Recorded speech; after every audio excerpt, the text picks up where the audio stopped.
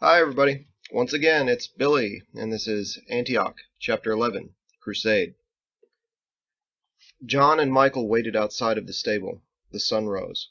Gabriel, Samuel, Thomas, and Joseph were inside, preparing to leave. Abraham was alone in the church across a field of fog and graves. Michael said, "You know, before Gabriel said it, I planned on doing everything the hard way. I expected to fail. Honestly, I did. Gabriel opened my eyes." John said, "He certainly was the quickest to damn the church. Fwah!" Michael shook his head, remembering a time when Abraham and Gabriel were close friends. "There's nothing left between them. Tell me, what happened with Gabriel and Tabor? What was Abraham talking about?" "Oh, Abraham's had him in the hair shirt for weeks over that." The men of the circle sometimes wore an uncomfortable horsehair shirt under their long handles as punishment for ill-minded behavior. Gabriel wore the hair shirt often since his conversion to the Fellowship's religion. Secretly, he'd come to see it as a symbol of the suffering righteous men bore for God. "What happened?" "I don't know the whole of it, but some poor fellow came in from there begging for help from what he called the Carter-Miller gang. Seems they've taken the law into their own hands around the mountain. The poor fellow's wife was, well, nasty business. The king isn't doing anything about it." "So Abraham sent Gabriel to kill a band of outlaws?" John nodded. "He knows Gabriel won't do anything like that." John said, "I'm pretty sure that's why he did it, to try Gabriel." "Well, what happened in Tabor then?" "Gabriel went and stood in the street for 3 days talking about God, from what I understand. He described the people there as unreceptive when he got back." Michael restated that in his own terms, trying to understand. "Abraham sent the wrong man on purpose, who disobeyed outright, and no one did anything about the outlaws." John nodded again. It was a fair account. In a rumble of hooves and leather, Gabriel came forth from the stable. Everything about him was big and menacing, especially his black horse, Gooseberry. Thomas followed him out, saddled on a swollen-uddered cow that had the brand DB for Davy's Barn. Gabriel's face was as dark as his mount. "I envy you, Michael. I would give anything for the chance you have." They'd known each other for more than 30 years, all of that time in the church, and had never been friends or enemies. Michael and Gabriel simply viewed the world in different ways. Michael said, "I cannot tell you how sorry I am." "Yes, well, goodbye." "Wait, Gabriel. A great many are depending on us. These Bauron are soulless devils, not men. The time will come for you to raise your sword in Calvary. What will you do?" Gabriel looked down on him from Gooseberry's high back. "Do you believe in the soul now?" Michael didn't answer. He had a terrible feeling that in Gabriel they were sending Calvary an empty scabbard. Gabriel said, "This is the wrath of God. If he does not wish it, Calvary will not fall." Michael didn't know what else to say, so he said, "God be with you then." "And also with you." John shook hands with Thomas. 15 years. You'd have earned your trust the old way, Tom." Thomas said, "I should say so. It's too bad it had to be like this." He looked around cautiously, before continuing in a lower voice. "However, we've God's work to do now, and that's quite a lot more important, I'd say." John scratched his beard. "Oh, well, I suppose it would be. Good luck, Thomas. Good luck, Gabriel." Luck indeed was on Gabriel's face. "John, Thomas, come." Then he shouted, "Hey-ya, Gooseberry!" His powerful mare surged, pitching divots with her stride. Michael waved as they left. "God be with you, Thomas." Thomas waved back, trotting after his master. "And also with you." The cow's udder waved as well. Her baggage clanked and rattled. John linked his hands behind his back and watched them go. "Peas in a pod." Samuel came out of the stable saying, "That's the truth. Can you imagine if I'd been saddled with Thomas? I'd go mad in a month." He led his red roan, Rascal. Joseph followed, that yellow plaid shirt under his tabard. He had a DB cow as well, packed for travel. Joseph was 21 years old, 8 of those spent in the church. He'd been working through an extra year for failing the crucible of loyalty. Samuel had just told him they were abandoning the crucibles, and that his training would begin on their arrival in Tabor. Joseph was immodestly pleased. The 4 men clasped hands in fond farewell. Samuel swung into his saddle, smiling. "Since we're breaking vows, I think I'll take a wife in Tabor." John and Michael raised eyebrows at one another. Samuel added, "If you're going to get dirty, go ahead and get filthy." Joseph laughed. "If you take a wife, I'll gloat over both your misfortunes." They all laughed. Samuel said, "Mount thy steed, acolyte." "Why am I riding a cow?" Samuel gave him a toothless, boyish grin. "You can have Rascal if you like." Joseph leapt up. "No, thank you. I have a better chance of keeping my seat on this one." Samuel's horse was unpredictable. "We shouldn't forget that thief from Brayog." They all laughed at his reference to the false local legend about how Rascal had come home after throwing a Brayog horse thief. Really, the clan didn't steal horses, preferring their Great War moose, and Rascal had only escaped from the stable again. A boy had found him in the meadow and embellished a bit among friends. The men of the church said nothing to dispute the tale, and enjoyed hearing it around town. It was better than the truth. Rascal had been throwing all of them. They could have traded stories for hours, but they were responsible men. They said goodbye again, and waved more goodbyes as Samuel and Joseph rode away. Michael was truly saddened to see them go. Both had been good company through trouble in the past. It was difficult that then, when he needed his friends the most, they were forced to part forever. That thought in his mind, his eyes threatened to water when he looked at John. The old man had been his closest friend and mentor for most of his life. Michael said, "Let's go to the cauldron now. I'm starving." John said, "It's a little early for that," and started walking with Michael anyway. "You know Fergus is up. I've heard his breakfast is the best kept secret in Antioch." John laughed. "I suppose it is, now." Michael was a different man, throwing himself wholeheartedly into the disintegration of the circle, even able to make light of it with a joke about secrets. It relieved some of John's previous worry. "God, God, God, God, God, God, God. I've never heard so much about God. When did God sneak into the church? They say He's everywhere. I felt lately like I'd stumbled into one of your father's sermons. How would you know what one of his sermons is like?" "I walked by the inn once when one was happening." Michael laughed. "I can't imagine why you didn't go in. You've been afraid for my sanity, haven't you?" "Oh, obviously. But sanity." John waved his hand in the air like there wasn't much he could say about the benefits of such a quality. Michael sighed. "I've always felt we weren't supposed to know what happens after we die, that it gives more weight, more meaning to what we do with our lives if we're uncertain of some reward or punishment. But there, in Moreau, nothing I could do mattered. They were already dead. More are going to die, much more, and there's nothing I can do to stop it." I remembered my father's lessons from my childhood, and I found comfort and hope in the idea that there's something better after this. It felt like a revelation. "I'm sorry you had to do that alone." Michael smiled. "I wasn't alone." He felt then that he'd come too close to preaching, and so reserved the rest of his thoughts on the matter. John said, "I can't thank you enough for sending me home. Daniel would be dead if you hadn't." "Tell me about him." "He looks just like Horace did at that age. It's stirring to look at him. I can't even describe it. It's a feeling only blood could have. It's a second chance." John paused. "Oh, there, I had my own revelation. I can't say I feel my blood when I look at my nephews, but I think I understand. You're taking him with you, then?" "Of course." "And you'll teach him?" "Absolutely. I wasn't there for Horace, but I'll be there for his son. I can do that much for him. Nothing is more important to me than Daniel now." Michael smiled. "He's lucky." "No, he's not. I chose to give up my family. His was taken from him.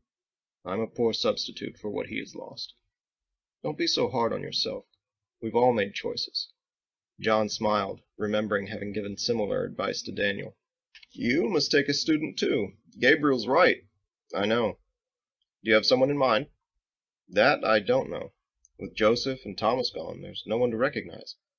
I failed Edward on resolve yesterday. I think he hates me for it. I could start with him as an apology." "Not that I object to the choice, but I don't see why you'd feel the need to apologize. The other boys were upset too when we sent them home, and they hadn't failed. We've all lost years to the crucibles. This next generation is having the way handed to them like taffy. Considering the circumstances, I wouldn't say it like that. Either way, I'm not proud of how I did it." "How'd you get him?" Michael grimaced.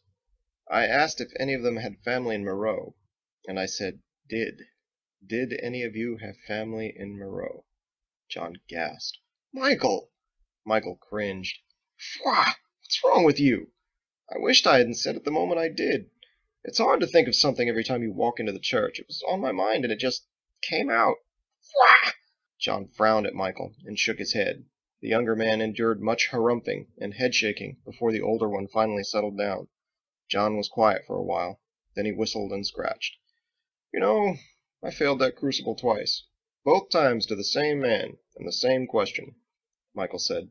I know, and smiled, because the story was coming anyway. It was David.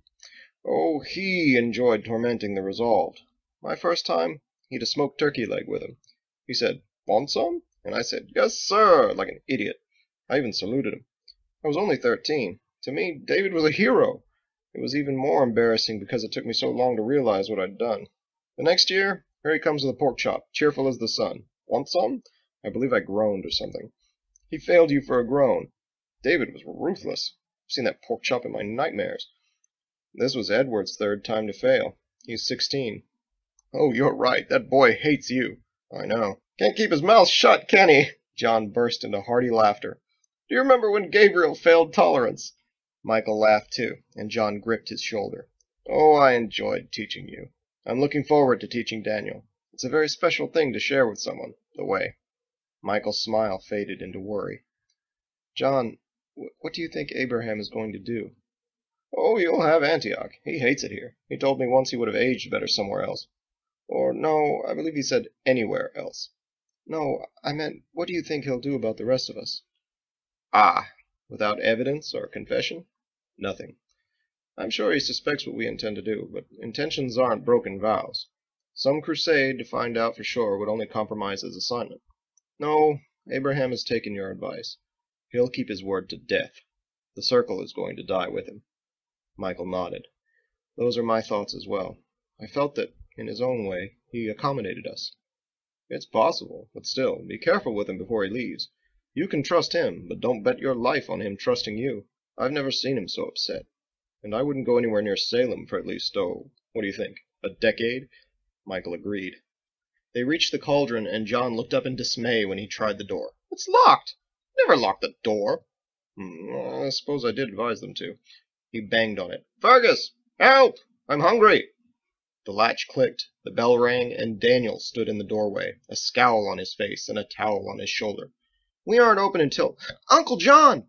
Daniel flung himself at John and embraced him. John's face melted. Daniel said, "I didn't think you were ever coming back." John wanted to hug his grandson for longer than he did. "We were making important plans, son. I couldn't get away until now." He ruffled the boy's hair. "Daniel, this is Michael." Daniel had heard many stories about Michael by then, first from John, then at the cauldron from Fergus family and guests, and finally from Andelin. The tales had turned Michael into a hero. "Pleased to meet you, sir." Michael smiled and held out his hand. "I'm honored." Daniel took it, and his arm flopped around in the handshake. He was starstruck. John laughed. "Daniel, feed us!" "Huh? Oh, yes, sir." He took off. John added, "Oh, and if you haven't eaten, please join us as well." "Yes, sir." The boy disappeared into the kitchen. Michael said, "Look at him go. Breag's first acolyte." John nodded, considering that. The circle had a joke about Breag acolytes. In the privacy of the library it was said, "Before Breag, woman," meaning neither. Margot came out to greet them, hugged Michael, and touched his scar. "Oh, Michael, what's happened to you?" He blushed and shied away. John sat at the table. "Some sailors shot him in the face." Her mouth fell open. "Why'd they do that?" Michael took a seat as well. "I was rather dirty at the time." Daniel came in then with bread and cider, speaking rapidly in his excitement as he laid them out. He said they had a sailor staying with them and that she was bringing her friends to dinner that night. He took a giant bite of bread and his muffled words came out with crumbs. "One of them has pictures on his skin." Michael said, "Ah, that's Ditch. So the woman staying here is Andelin?" Daniel said, "Uh-huh." Then he frowned. "She's still asleep." He'd been raised to believe that sleeping past sunup was a sin. He didn't know how difficult it was for a person to go without sleep for 3 days, or that John had done that for him.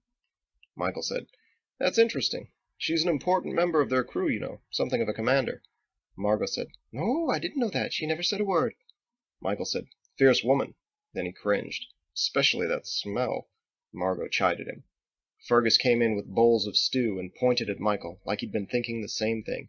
"Yes," he lowered his voice. "She smells like sour milk." Michael said, "They all do. They think rubbing themselves with milk protects them from these devils. Honestly, I thought it would be rude to ask, so I had to wait quite a while before one of them explained it to me." John, Fergus, and Margot all agreed that it was a bad smell and a touchy matter to investigate. Daniel said, "Davies called it her dairy air," and narrowed his eyes, "because he's a milkman."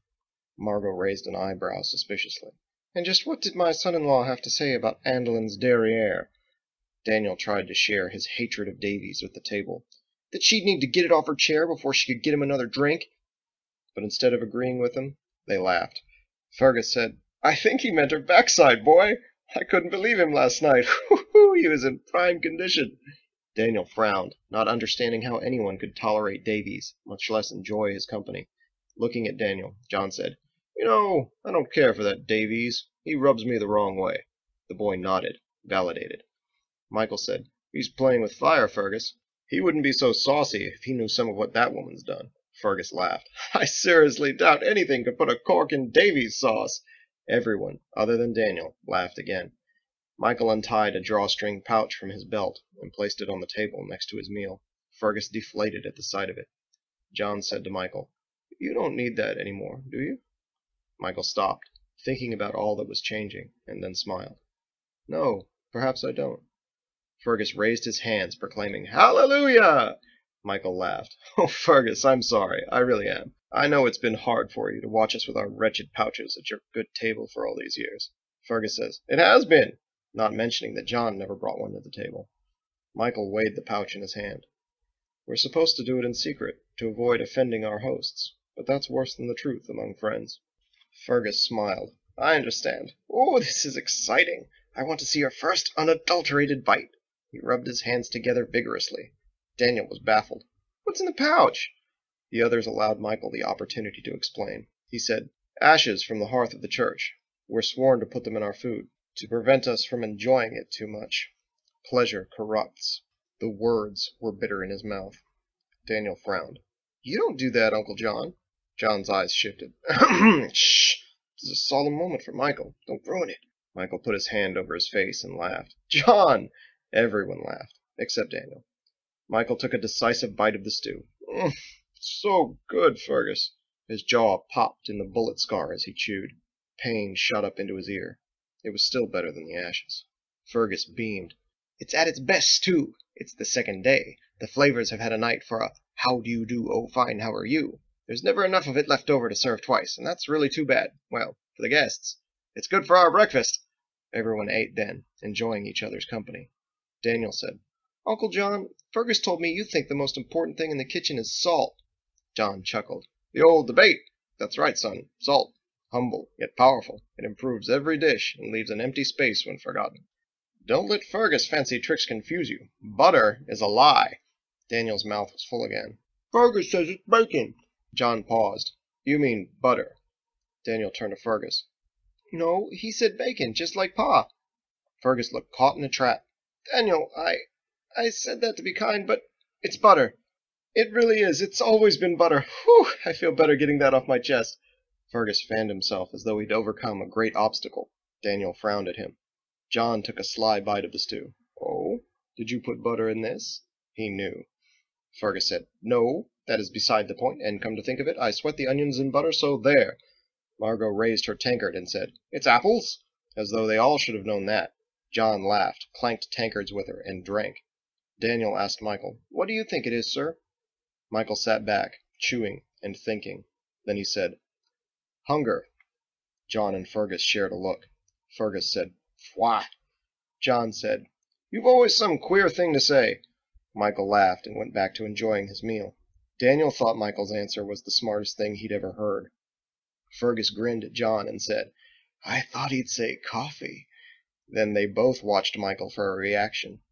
Michael knew he was being baited. A frown snuck onto his face anyway. "Coffee."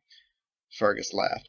"You're a good sport, Michael. You know I'd never serve the evil stuff in here. So, no more pouch. What's brought that on?" Michael put down his spoon, wiped his mouth, and shared a look with John. Then he said, "Andolin's told you what's happened?" Margot said, "Oh, it's dreadful.